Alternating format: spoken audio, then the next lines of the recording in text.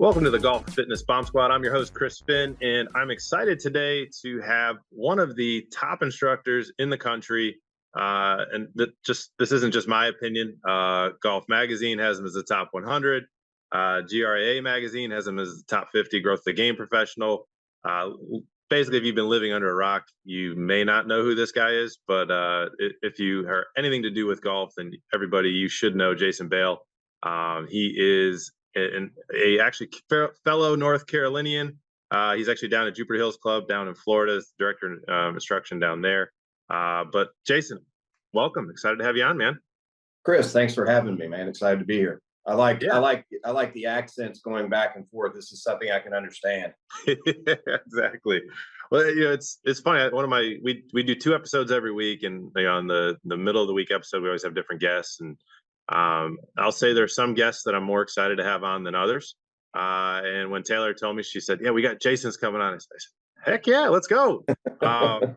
So one of the reasons is obviously your experience. Obviously, career-wise, Sea Island, and actually I'll probably ask you just to give the average listener a kind of little rundown of how you've gotten to where you are. But I'm excited to dive in. I know you work with a lot of the top players, in the world, and how we can, as amateurs, we always love hearing kind of what's going on with those guys, and how it can potentially relate to the average guy listening. But for somebody who maybe doesn't know your story, kind of, where'd you start out, and how did you get to where you're at this point as one of the top instructors in the game?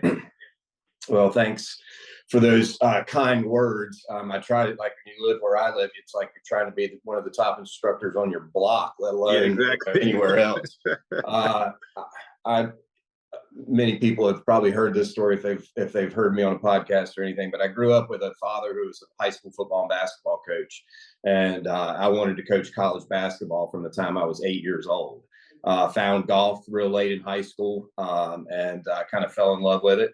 At some point at the end of college, I was trying to decide whether I was going to coach college basketball or whether I was going to be a golf pro. And at the time, there were a lot less golf pros being fired than college basketball coaches. So I said this might be the safer route. Little did I know I'd get in a position where, on tour, I can be fired at any time. So and have been. But I guess I come at it from a coaching background is more than a teaching background. I think that's part of what's made some relationships successful so far. And so I really enjoy that aspect of it. Kind of weaving in a lot of, the physical performance side, the mental performance side, obviously, and then the technique side of it. I'm fortunate that most of my players trust me with their entire game. As that, I think that's pretty cool, because that I don't want to be, I don't want to be just the swing guru guy. I like to be a full service coach to the players I work with. And then when I do get in a spot of bother where my expertise or my toolkits kind of run thin, I reach out to one of you guys, somebody that's top in their field.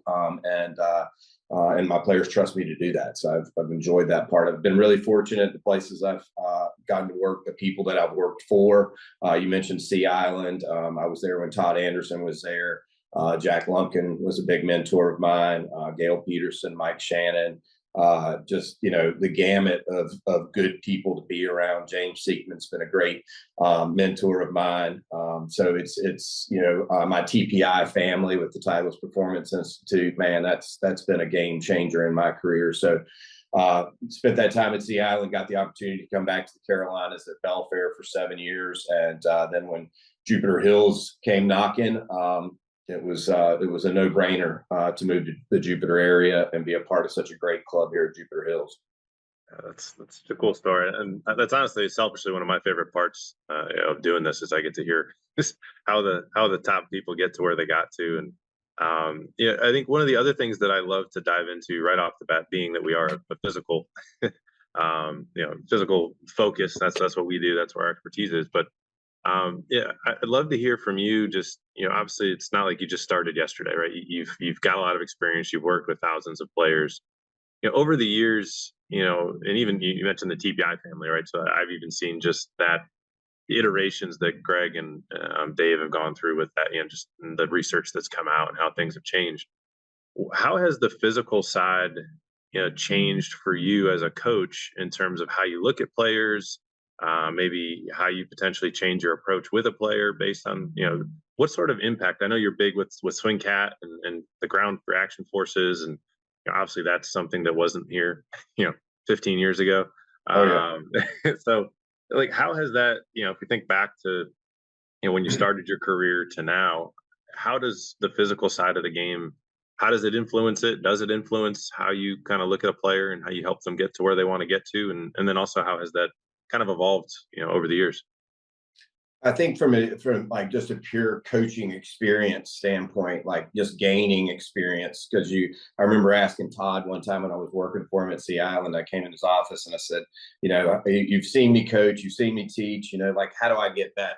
And he looked at me and he said, you just do it more. He said, you Yeah. just have to keep doing it more and more and more. And it was a great piece of advice, because I was looking for him to tell me to read some book or something, Yeah. or go watch somebody teach. And he was right about that. Like, for young coaches, you just have to do it more. You have to do it over and over and over again. And you're going to fail in some of those situations. You're going to succeed in some of those situations. So getting back to the physical side, like, I grew up in what I thought was a really cool time, as far as golf instruction. I look back at the greats at the time, and so many things they knew instinctively. You mentioned swing cat, with what happens in the ground. Jack Lumpkin knew that instinctively. Right. He didn't need a plate to tell him how to make somebody move better. Yeah. Now it's really cool now to be able to measure those types of things, and Right. actually talk about them at a higher level. But Jack Lumpkin knew that, in 1985. Right. And I got to go through kind of the coming of age of the tour instructor with Ledbetter, kind of, and the maturation of Nick Faldo's golf swing and those types of things. I'm pretty sure, though, that while Nick, not taking anything away from David or Nick, but I'm pretty sure that Nick Faldo couldn't get a tour card nowadays with his 1992 game. Yeah. Right. The sport's changed. I Yeah. mean, he hit it about 270. Yeah. So I'm pretty sure Corey Pavin couldn't get a tour card today. Yeah. And that's not to take anything away from those players, but I think every player, getting back to the physical part of it, there's an environmental part where a player grows up in. I was just with a player on Sunday, a PGA Tour player, very successful one that I hadn't worked with yet, and they had me come over, and we talked a lot about how he grew up and like his first coaches and the things that his first coaches said to him and what they liked, because I think that's very important, is that those things that are instilled in you at a very young age are part of your DNA from a golf swing standpoint, and Right. and they're very hard to take out. Mhm. And I think sometimes when players get away from that, that's when they start to get lost. So I kind of wanted to put him back, towards what he grew up, because that's what's deeply instilled in those motor patterns. And then you've got the way a player moves. Every player has some type of physical deficiency in some way, and that goes back to maybe why they swing the way they do. And so I kind of look at each player that I work with like a swing archaeologist in some way. It's like, Yeah. I want to Indiana Jones this thing and keep brushing back stuff. That's awesome. Maybe without the whip and pistol, but and kind of brush this back and figure out where the why is. Why does a player move this way? Is it a physical deficiency? Is it something that's deeply ingrained in their DNA, motor pattern, things like that? Or is their concept off? Like, I thought I was supposed to do it this way, and you're like, no, that's not the way you're supposed to do it. So, Yeah. our physical screen, I screen everybody that I work with in some way, shape, or form, just so I have an idea. Is it a motor pattern issue? Is it a physical deficiency issue? Is it a concept issue? And I think once you start digging down into those little things, it's really easy to find out why a player does what they do. And so when you find out, first of all, I love that you assess and don't guess. I think that's like the one common thing I hear of all the greats. But when you do find, let's say that there is a physical limitation, and this may be different for a tour player versus a 65-year-old club member, right? Like, at what point do you bring in someone on the physical side or say, hey, that's something we need to address, versus hey, we can work around this, or how do you make that distinction as the instructor of like weighing potential impact on performance, longevity? How do you kind of make those calls? I put that back on the player most of the time first, as I say, okay, Yeah. I can work around this. You and I can work around this. Okay, we're going to need to do X, Y, and Z in order to do that. Do you want to go that route, or are you willing to? Especially if I've assessed them enough and talked to them enough, and like I said before, I have enough knowledge to go up to a certain line, like with your line of work. Yep. But I usually try to toe that line very carefully, because Yep. I don't do what you do. I don't do Yep. what Greg Rose does. I just sometimes am smart enough to talk about it with you, but I know when to back away, and when I'm not in a place where I'm the expert. So I look at it from, are you willing to do the work outside of golf, maybe to fix this? If that's is already being in a gym, or a physical therapy situation, or a performance situation, is that already part of your lifestyle? So if that's part of someone's lifestyle already, oh yeah, I get up and I go to the gym every morning. Okay, well, could we add this to your workout? Could we Right. work on this part of it? It's just part of your lifestyle. If working out or being super active outside of golf isn't part of somebody's lifestyle, for me as the coach to try to make them do that, that's probably not going to work for either of us. So that's when I put it back on the player. Are you going to put the time in? Do you really want to work on this? Do you really want to change this? If not, let's teach around it. Yeah, I love that, and that's I think one of my favorite parts of working with instructors like yourself is that ability. I like the way you framed it. I almost view it like a Venn diagram, where like there's the physical, and then there's the technical instructional expertise, and then there's a little bit of an overlap where you basically just have to be able to talk each other's language and know Yes. enough that, okay, I'm on the edge of I need to pass that. And I think Yes. we see that on the physical side, right? We'll have guys that come in and they start out, they fail all the rotary centers. I mean, they rotate as much as a door, right? And then you get them, all of a sudden they pass all these rotary tests, and they come in there like, my swing speed's no better, my scores are no better, and it's like, well, yeah, we just made your body better. We didn't actually teach you how to swing the golf club. Like, Right. like who Exactly. you working with? Like, I don't work with anybody. Well, duh. Maybe we need to fix that. And that makes it, I mean, like with that's a very common thing, obviously, on the tour. Like I'm in touch with all the players that I work with. I'm in touch with their trainers. I'm in touch with their caddies. Like, we try to formulate a plan. And what we try to do here with our members at Jupiter Hills is exactly the same thing. Yeah. Is we want the members of Jupiter Hills, or the players that we work with on an amateur level, if they want that tour experience, that team atmosphere, they have the ability to tap into that. We have people here at Jupiter Hills that we do work together from a physical standpoint, and we do create a plan. But that's not for everybody, right? I mean, Yeah. some guys, they want to stop fat and chips. Okay, Yeah. well, then we don't need a physical screen to figure that one out. But Yeah. so it's kind of per the player, and I think Yeah. that's a fun part of what we do. Yeah, 100%. And so I'd love to dive a little bit into how you approach. We talked a little bit about you assess kind of a player and the physical side. A lot of our listeners, obviously, everyone's golfers that are listening, and they're gonna, they would all kill me if I didn't ask you about the actual golf side of stuff. So, when you have a player come, like you mentioned, fatting chips, or like, how do you decide what to work on with the player? And I'm assuming that's going to differ based on their goals or their level.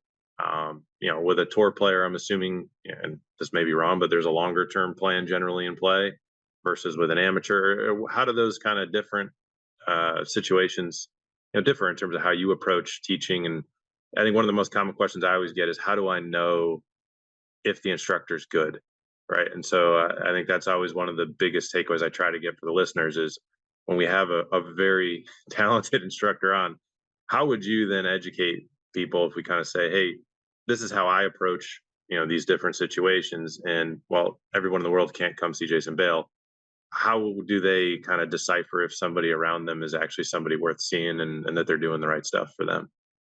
All right, I'll start with that end of it. I think the best in the world at anything, probably from a coaching standpoint, can take the complex and make it simple. Yeah. I think that the normal everyday player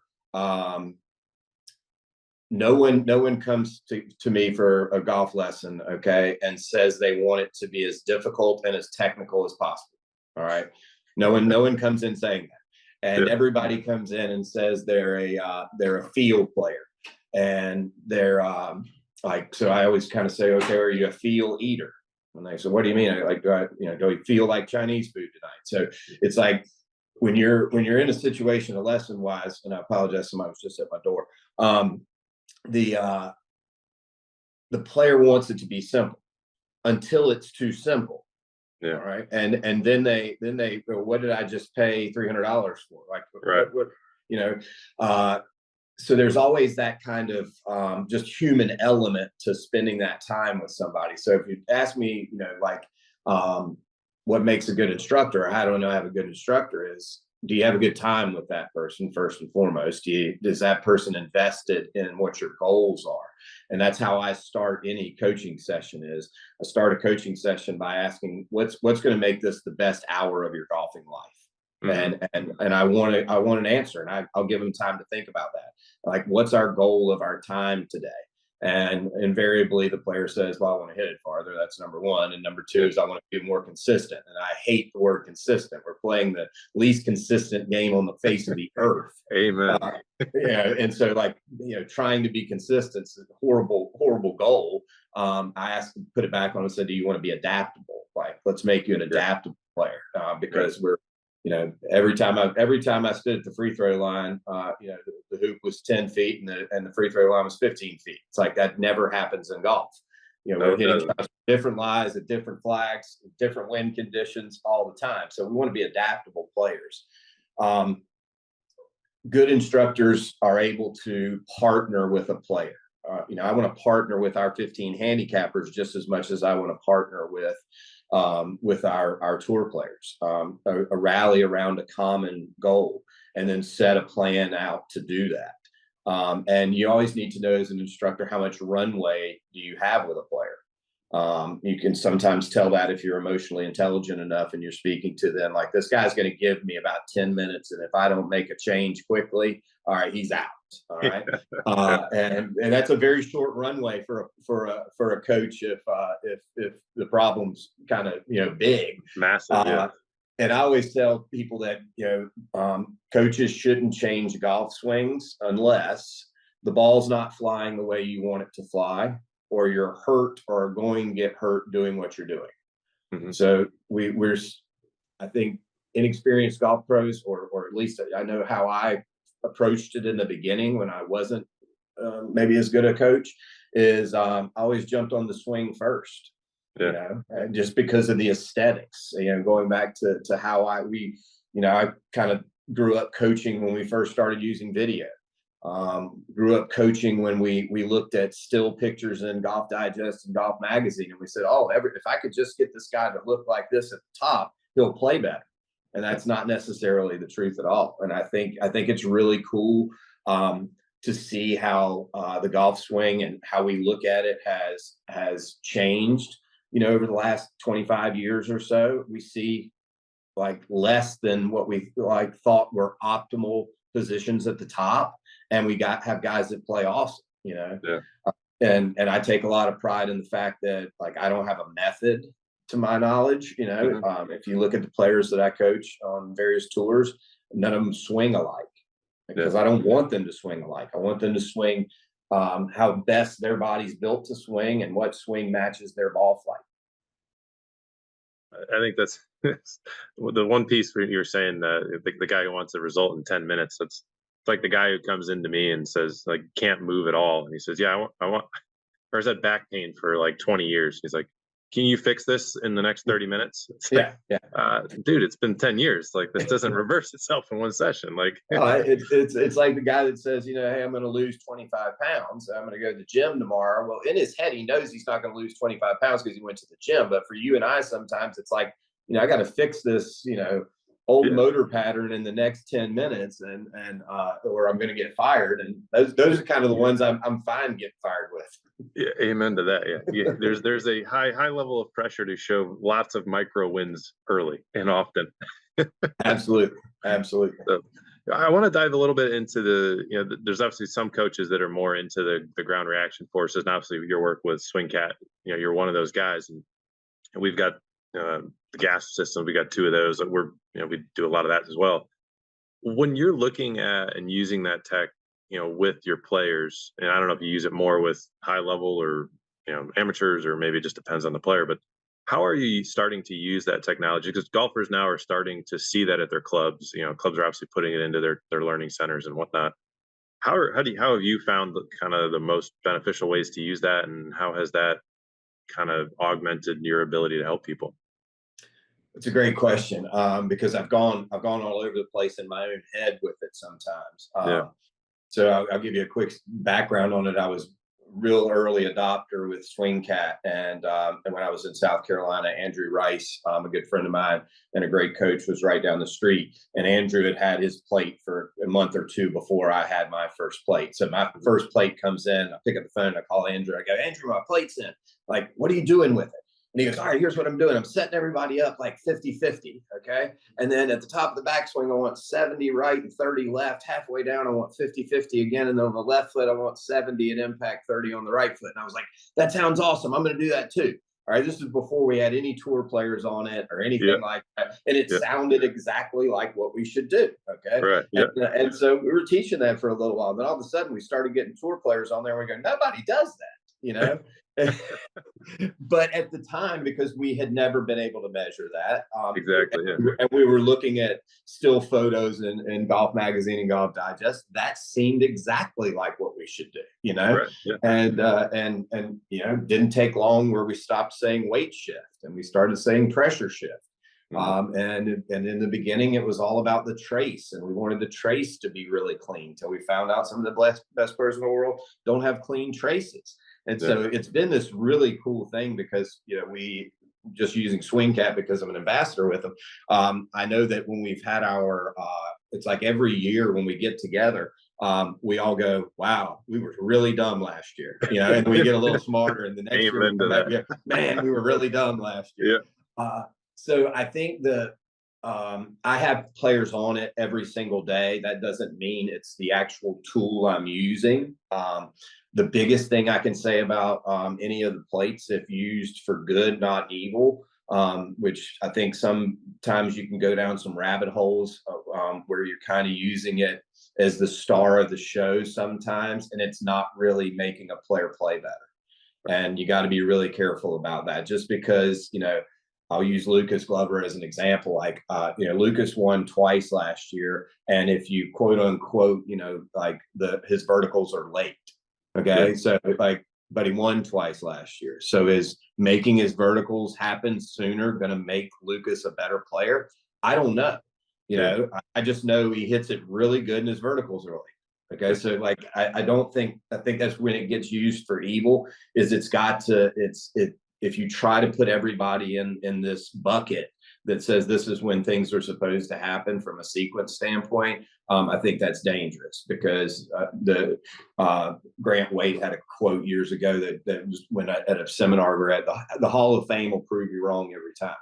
So if you say the golf club has to look like this at the top, there's a guy in the Hall of Fame with the golf club across the line this way. Or you can't draw it unless you're here. There's a guy in the Hall of Fame that drew it from the spot you're talking about. So, I think that's when you got to be careful with it. I think what it's done for me as a coach is it's made my eyes better when I'm on the ground, when I'm on the turf. I can look at a movement pattern just at a tour event and kind of know what the plate would be telling me. I love that part of technology. I think that's what technology's for, is to make your eye better when you don't have it. I think it's also, I gave a 3-hour golf lesson the other day, first time with a PGA Tour player, and didn't use TrackMan once. Like I just didn't think I needed it. It was hey, we want to hit a draw, and the ball's starting left and it's drawing, so the face is a little shut to the path, and let's fix your grip and your club face matchup. I think it's when it gets, any technology kind of gets brought out there and it's the star of the show, and you're not looking at the athlete or the ball, you're looking at the technology more.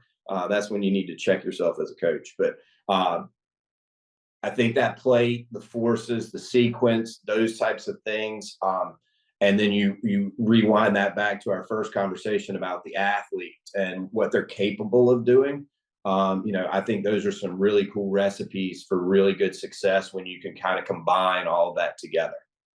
Yeah, I think that's, to me, it's funny you mentioned kind of, Lucas, and yeah, I think to me, it's the early days of video where there was like, you get a new tech and then you want, oh, everyone should look like this. Everybody should Yeah. move like this. And then, the longer you have it, to your point, that's been my favorite part. I guess we've had them, I guess 5, 6 years at this point. And to your point, it's like every year it's like, wow, we were morons. Like we thought that was right. Right. And the more research we've done on the physical side, and I'm curious, what we've started to see, I'll use, I'll talk about what we've started to see, and I'm curious if you've seen similar, and then I have an example to maybe highlight it for the listeners. But we've started to see that there's different players are producing. They kind of almost have their. Actually, I had Greg Rose was on a couple episodes ago, and he calls it their superpower, right? Where Yeah. they're maybe better with one way than the other. I guess you could call them profiles if you wanted to call them something, or buckets. And so, what I've found on the physical side that's been helpful for us is knowing what their kind of natural, I guess it goes back to what you were talking about. How were they, their kind of their DNA, what were they taught in the beginning? And so we'll see, like when, particularly juniors, they'll come in, and particularly as they get to the later high school, going to college, and they're trying to get more speed to get to that next level. And, we had one guy, for instance, who, he was trying to pick up a lot more speed. And, you talked about conceptually, what was he trying to do? And he thought he needed to spin more or rotate more. So he's chasing all this speed. Physical metric wise, he should be swinging in the 120s, no problem. He actually dropped 6 miles an hour. And what we were able to do is we put him on the plates. His coach came over, we put him on the plates. This is a high level guy going to a local ACC school. And when you looked at it, what had happened is he basically like totally stopped creating any horizontal force, and just was like incredibly toe healing. Yeah. And then it was like, hey man, like you've totally changed how you're using the ground. Let's just get back to where, using the same pattern you were. And immediately, boom, he was up like 10 miles. He actually picked up what he had lost, and he was faster. So are you seeing similar where like players will, for some reason or another, almost like when Lucas is playing well, now what his forces look like. If he stops playing well or starts to struggle, will you go back and use that? Or how have you seen similar kind of use cases in a way? Oh, absolutely. And I love Greg's description of that as their superpower, and it's 100% correct. And it probably has a lot to do with their environment growing up and what they did. Yeah. Like I remember thinking several years ago, when we had Gary Woodland on the plate, like the first time, and anybody knows Gary's background. Gary can dunk a basketball, could have, played small college basketball, could have played, at a more elite level, maybe. And so I'm sitting there thinking in my head, it's like, he's got to have unbelievable vertical force, right? Right. Yeah. And not a superpower, the lateral is more a superpower. And you're just sitting there thinking like, I'm going to see this huge spike in his vertical force just because of his background and what you would think of it. But if you look at his golf swing, you kind of see that's not it. And he kills it. So do we need more vertical force from Gary Woodland to make him better?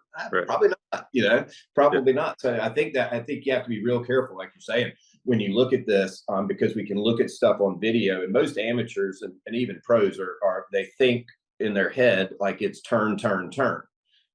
If I turn harder, if I turn faster, that's where my speed's going to come from. And if you do that, like your example, but you rob them of something else that they do really well, then they're not going to hit it any better, and they're not going to gain any speed, and they may even lose the speed. So I think looking at that initial, graph and sequence and where it is and how it is, I think is very important, because we know now, after watching so many people on the plates, that people just do it differently. And there's no, like, if you say that you need to have 70% of the pressure on your lead foot at impact, Matt Kuchar's got about 64 on his right at impact. Yeah, and that's probably only about $60 million worth of 60% on his right foot at impact. Yeah, so if you made him have 72 on his left at impact, does he make $60 million? I don't know. Does he make 120? I don't know, but like, there's just so many different ways to do it. And that's why I go back to, is the ball flying the way you want it to fly? All right. Or are you hurt or going to get hurt? for what you're doing. Changing stuff just for the sake of aesthetics, just probably not the right way to go for anybody, whether it's a 15 handicap or a tour player. 100%. And I think that's for us. It's been even. We work with a ton of the long drive guys, Kyle and all of them, and it's augmented even more with those guys because I mean they're obviously swinging way faster, but it's still there. It doesn't change, and I think that's for me been one of the most powerful learnings is, hey, like there's not one way to get speed. There's not one way. Obviously there's not one way to swing the club, but I think when we started, it was the science. We're so science data geeky. It was like, oh, there's got to be one way the most efficient way to create power. No, totally different on everybody. Absolutely. Cool. Well, hey, Jason, thank you so much for coming on. I would be respectful of your time. And for the people listening who want to follow you or kind of follow some of your players, what's a good place, for them to get in contact or kind of keep up with the stuff that you're doing? Instagram, Facebook, Twitter, they're all the same handle, at Jason Baile, PGA. So they can certainly reach out there. Jupiter Hills, obviously is such a special place to me, and they allow me to come through the gate every day and do my job here. So, anybody that wants to follow Jupiter Hills, can do that as well. But, I'm just very, very blessed and fortunate to have the opportunities and the mentors I've had. And I really appreciate the time with you. Awesome. Well, thanks so much, Jason. And everybody listening, we'll put all the contact info for Jason in the show notes, so you guys can follow him and definitely give him a follow. Like I said, he's if you're trying to get better at the game of golf, understand the game of golf, very few better in the game. So, Jason, thanks so much for hanging out with us today on the Golf Fitness Bomb Squad, and hopefully we'll have you on again sometime soon. Sounds great, Chris. Thanks.